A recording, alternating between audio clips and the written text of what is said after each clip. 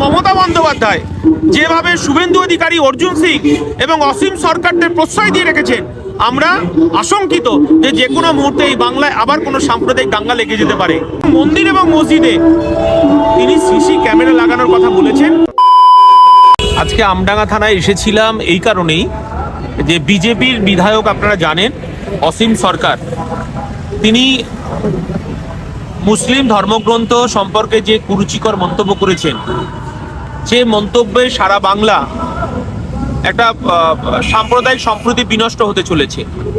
এবং বিশেষ করে যেহেতু আমডাঙ্গার পাশের বিধানসভা হরিণঘাটার তিনি বিধায়ক, স্বাভাবিকভাবেই আমডাঙ্গার একটা সংস্কৃতি আছে। আমডাঙ্গার হিন্দু, মুসলমান, আদিবাসী, দলিত, মতুয়া আমরা সব একসাথে বসবাস করি।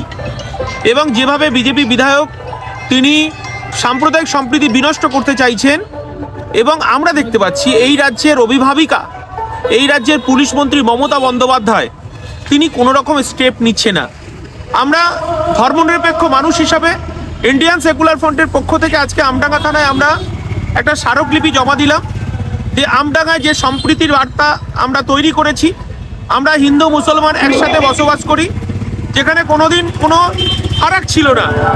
কিন্তু বিজেপি নানানভাবে সামনে 2026-এর বিধানসভা নির্বাচন তাদের রাজনৈতিক ফায়দা তোলার জন্য এরা হিন্দু মুসলমানের বিভাজন তৈরি করতে চলেছে। এবং বিশেষ করে আপনারা জানেন, সারা পশ্চিমবঙ্গে একটা এসআইআর এর আবহে সাধারণ খেটে খাওয়া শ্রমজীবী আদিবাসী সংখ্যালঘু মানুষ আজকে এসআইআর যে ক্যাম্পগুলো হচ্ছে, যেখানে আপনার হিয়ারিং হচ্ছে, সেই হিয়ারিং এর জায়গায় মানুষের যে করুণ অবস্থা, যে নিদারুণ অবস্থা, আমরা সেটা মানে স্বাভাবিকভাবেই সেখানে একটা বিভাজন তৈরি হয়েছে। যে একটা আগে আমরা বলতাম লুটে খাওয়া আর খেটে খাওয়া মানুষের লড়াই, আজকে যে মানুষগুলো আজকে স্বাধীনতার পর থেকে তারা এই বাংলার লড়াই করেছে, তিলে তিলে এই সমাজটাকে গড়ে তুলেছে, সেই সমস্ত বৃদ্ধ মানুষ, অসহায় মানুষ যারা দীর্ঘদিনের এখানকার বাসিন্দা, হয়তো তার দলিল নেই, হয়তো তার পর্চা নেই, কিন্তু তার ভোটার কার্ড আছে, তার রেশন কার্ড আছে, তার আধার কার্ড আছে এবং তার জমির পর্চা দলিল সবই আছে, তারপরেও দেখলাম যে নিদারুণ কষ্টে বয়স্ক বৃদ্ধ মানুষগুলো এসআইআর যে হিয়ারিং ক্যাম্পে দাঁড়িয়ে আছে, আমাদের লজ্জায় মাথা হেঁট হয়ে যাচ্ছে। আমরা মনে করি এটা তৃণমূল আর বিজেপির বাইনারি পলিটিক্স, এবং সেই পলিটিক্সের সঙ্গে আমাদের রাজ্যের প্রধান মুখ্যমন্ত্রী তিনি ধর্ম খেলা করছে। যে রাজ্যের মুখ্যমন্ত্রী, যে দেশের প্রধানমন্ত্রীর কাজ হবে বেকার যুবকের কর্মসংস্থান করা, কলকারখানার ফিতে কাটা, হাসপাতালের ফিতে কাটা, হসপিটাল তৈরি করার কথা, যেখানে বেকার যুবকের কর্মসংস্থান তৈরি হবে, সেইভাবে কলকারখানা তৈরি করে সেখানে পরিকাঠামো তৈরি করা।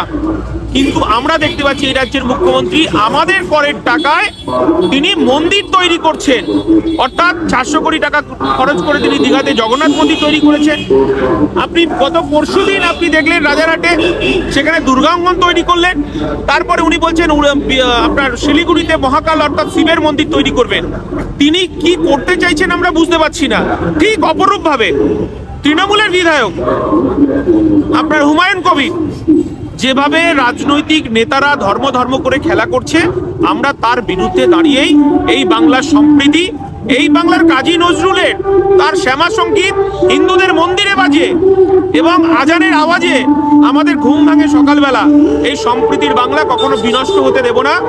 আমরা আজকে থানায় যে স্মারকলিপি জমা দিলাম, সম্প্রীতি যাতে বিনষ্ট না হয়, আইসি শুনেছেন এবং আইসি আমাদের পরামর্শও দিয়েছেন, আমাদেরকে সজাগ থাকতে বলেছেন, এলাকায় সম্প্রীতির বাতাবরণ যাতে নষ্ট হয়, যে কোনো সমস্যা হলে সঙ্গে সঙ্গে পুলিশ প্রশাসনের কাছে খবর দেওয়ার কথা বলেছেন। এবং মন্দির এবং মসজিদে তিনি সিসি ক্যামেরা লাগানোর কথা বলেছেন, কারণ সামনে 2026-এর বিধানসভা নির্বাচন, এই তৃণমূল আর বিজেপির হিন্দু মুসলমানের পলিটিক্সে সাধারণ মানুষ জাতাকলের মধ্যে পড়ছে। আমরা এই বিভাজন যে কোনো মূল্যে আমার দলের চেয়ারম্যান নওশাদ সিদ্দিকীর নেতৃত্বে এই সম্প্রীতি বজায় রাখার জন্য আমরা হিন্দু মুসলমানের ঐক্য, মতুয়া নমশূদ্রের ঐক্য, আদিবাসী দলিতের ঐক্য আমরা বজায় রাখবো। আমরা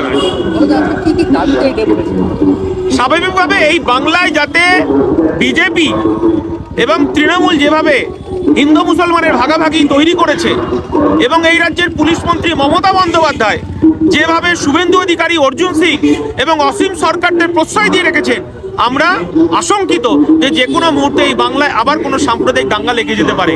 সামনে 2026-এর বিধানসভা নির্বাচন, আমরা পুলিশ প্রশাসনকে এই বাংলার প্রত্যেকটা থানায় আমরা স্মারকলিপি জমা দিচ্ছি, যাতে এই বাংলার সম্প্রীতি যাতে অক্ষুণ্ণ থাকে, এই বাংলার যাতে হিন্দু মুসলমান মতুয়া আদিবাসী দলিত আর ঐক্য বজায় থাকে, সেই মর্মেই আমরা প্রত্যেকটা থানায় আমাদের পার্টির পক্ষ থেকে আমার দলের চেয়ারম্যান নওশাদ সিদ্দিকীর পরামর্শে এবং দলীয় সিদ্ধান্তে আমরা প্রত্যেকটা থানায় আমরা ডেপুটেশন দিচ্ছি।